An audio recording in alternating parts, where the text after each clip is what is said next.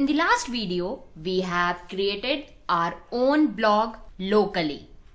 Now, we need to enhance our blog with advanced features. So from now onwards, we'll be turning our application into fully functional blog with advanced functionalities. So we'll be implementing these features in our blog. First, we'll be sharing a post via email. When readers like our article, they might want to share it with somebody else. We will implement the functionality to share post via email.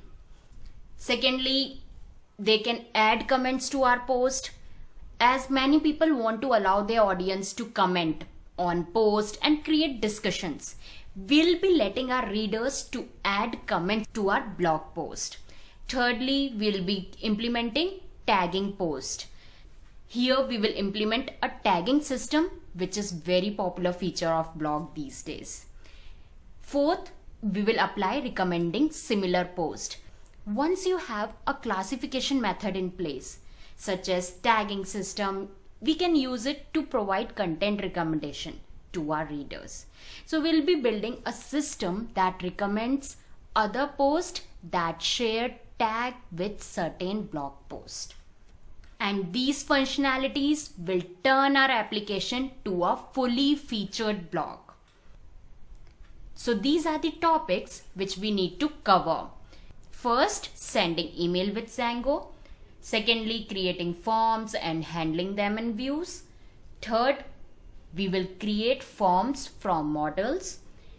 And then we will integrate third-party application. And thereafter, we will build complex query set. So these are the topics which we will implement to our blogs so that I can get these functionalities. So let's start with first topic, sharing post via email. So for that, we will allow our users to share post via email. Now here, take a minute. How we will use views, URLs and templates to create this functionality. So in order to allow our user to share post, we will firstly create a form for users so that they can fill their name, their email ID, their email recipient and optional comments. Then we will create a view in view file which will handle the posted data and send the email. Then thirdly, add a URL pattern for the new view in urls.py, which is a file of blog application, right? And thereafter we will create a template to display the form. So for sharing post via email, I will follow these 4 steps. So for the first one, I need to create a form for user so that they can fill their names, emails, email recipient and optional comments. So let's start by building the form to share post. वैसे Zango has built-in forms framework that allows us to create forms in an easy manner. The form framework makes it simple to define the field of our form, which indicates how they have to validate input data. So Zango form framework offers a flexible way to render forms so that it can handle data. Now, Zango comes with 2 base classes. First, forms, and second one, model form. For building forms, Zango has 2 base classes. First is forms.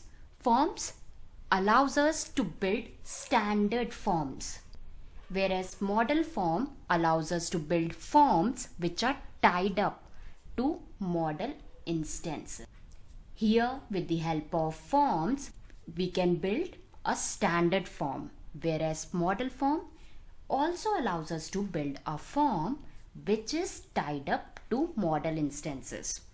So first we will create a forms.py. So I'll go to PyCharm. Here inside blog, I will make new Python file with the name forms.py. Now in this file, we will start writing some of the lines. So first of all, I need to import forms. So here I'll start writing from Django import forms. Then I will start making the class email post form, which will have forms.form, and here I need to fill name, email, email recipient and the optional comment. So we will make field for each of them. So here first of all I'll write name, which will have char field, forms.char field, and maximum length we will define it to be 25. Then email should be forms.email field. Then for email recipient, I'll simply write 2 as it is an email recipient. So I'll take the same email field, and the next will be comments. For additional comments, I will define it to be in char field. And here I will make required is equal to false, and also widget will have forms.text area. So this is our first Django form. Here we have a code over here. Till here we have created a form by inheriting the base form class, and here we used different fields, char field, email field, which are types for Django to validate all the fields. So here name is char field. This type of field is rendered as text. Each field type has a default widget that determines how the field is rendered in HTML. Now I need to take care of handling the forms in view. So here we need to create a new view that will handle the form and sends an email when it is successfully submitted. So I'll go to views.py and will import email post form, and it will be imported from .forms import email post form. Then I will make a function down below with the name post underscore share, and here we will have request and post ID. Here I'll be retrieving post by ID. So I'll write post is equal to get object. This will have post and ID will be equal to post ID, and the status I'll define it as published. Then down below I'll give the if condition, if request.method equal to post, then form will be submitted. So for that I will write form equal to email post form, where request will be dot post, and if form is valid, then form field passed validation. So here I'll write cd is equal to form dot cleaned data, and it will send email.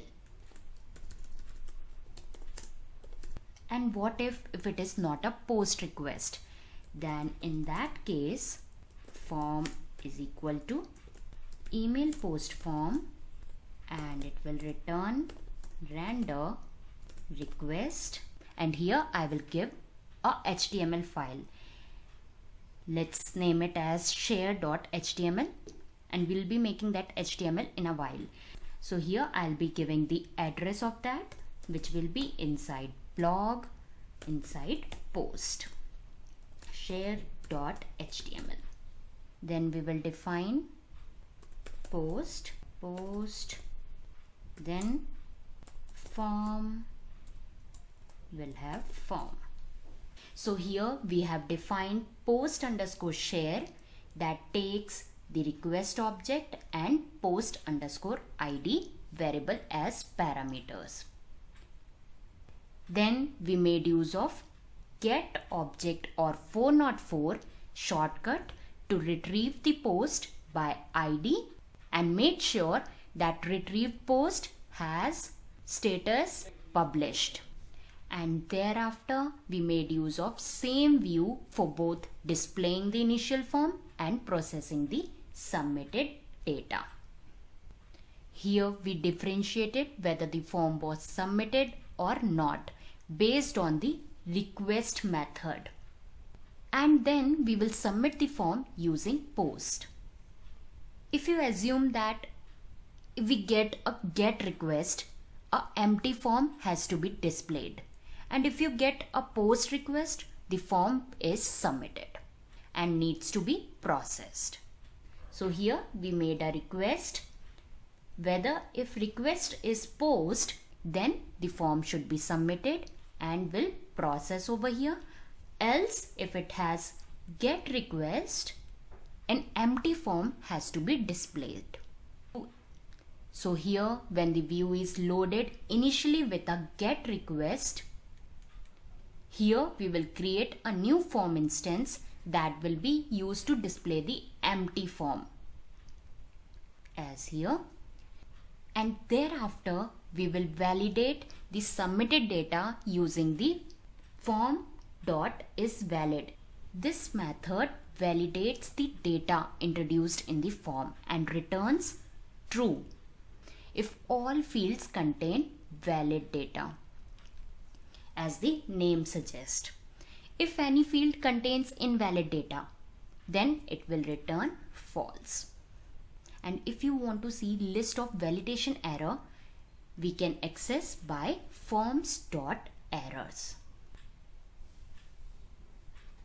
So if form is valid, you retrieve the validated data by accessing form.cleaned_data. This attribute is a dictionary of form fields and their values. So let's explore how to send emails using Zango. So sending emails with Zango is pretty straightforward.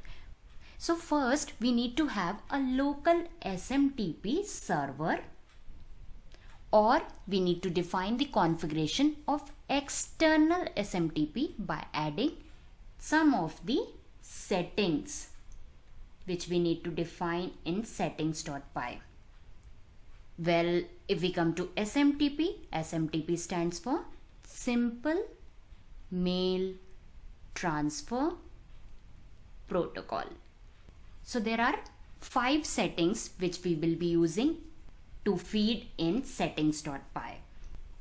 So for that I will go to settings.py, and here down below we need to add email host, email underscore host, email underscore port, email underscore host underscore user, email underscore host underscore password, then email underscore use underscore TLS, and one more, email underscore use underscore SSL.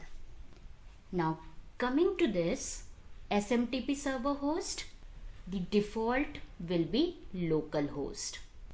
For SMTP port, default is 25. Username, here in email underscore host we need to give our username, and this is password, our credential. Then for email underscore use underscore TLS, we need to use, for TLS stands for Transport Layer Security, which secures connection. But if you can't use this SMTP server, you need to tell Zango to write emails to the console by adding, let's rub it now, email underscore backend equal to zango.core.mail.backends.console.email backends. But here we'll be making use of SMTP server, so we don't need email backend. So I'll comment this. If you want to send email but you don't have a local SMTP server, you can probably use SMTP server of your email service provider. So following this is valid for sending email via Gmail server using a Google account. So let's start writing. For email underscore host, in quotes, smtp.gmail.com. For email port, it will be by default 587. Email host user, I need to give my username. Let's give netsetoos@gmail.com. Password, let's keep Zango1234. Then for email underscore use underscore TLS, here I'll set to true and this will comment. Now we will go to Python shell and here I'll type python manage.py shell. Now here I'll type from zango.core.mail import send underscore mail, and then I'll write send underscore mail bracket Zango space mail in quotes. Then I need to write the message, this email was sent with Zango. Then I need to give my email ID, which I have given there, netsetoos@gmail.com. Then the same email ID I will give in the brackets, square bracket, netsetoos@gmail.com. Don't forget to put quotes over here, and then we will define fail underscore silently equal to false. Then we will close the brackets. So here we have defined send mail, which is a function which takes the subject of our mail, message, sender, and the list of recipient or the receivers. And also we have defined the optional argument fail underscore silently, where we are telling to raise an exception if email couldn't be sent correctly. If output you see here is 1, that means our email has been sent successfully. Now let's find out whether it is working in our case or not. So let's give an enter to this. Here it says username and password not accepted. Here it is giving an error. If you're sending email using Gmail with the following configuration which we have given earlier, you will have to enable access for less secure applications. So for that, I need to go to my account.google.com, and here I'll click on security. Going down below, you will find less secure app access, which is right now off. Here you will find turn on access. So generally it's not recommended, but for getting this access, I need to click here, allow it, Now I will go to CMD, will have the same command and will give enter to this. After a few seconds, I got 1 over here. Now let's verify whether I got email or not. I will go to Gmail and here I got a email from me. So the sender was netsetos@gmail.com and the subject was Zango mail. And the message was, this email was sent with Zango. The same message which we have given over there. And here it was returned 1. 1 means your mail has been sent successfully. It is an indication that we have sent an email. We will be making more changes so that we can share our post via email. So stay tuned and we'll be meeting in the next video. Till then, take care. Bye-bye.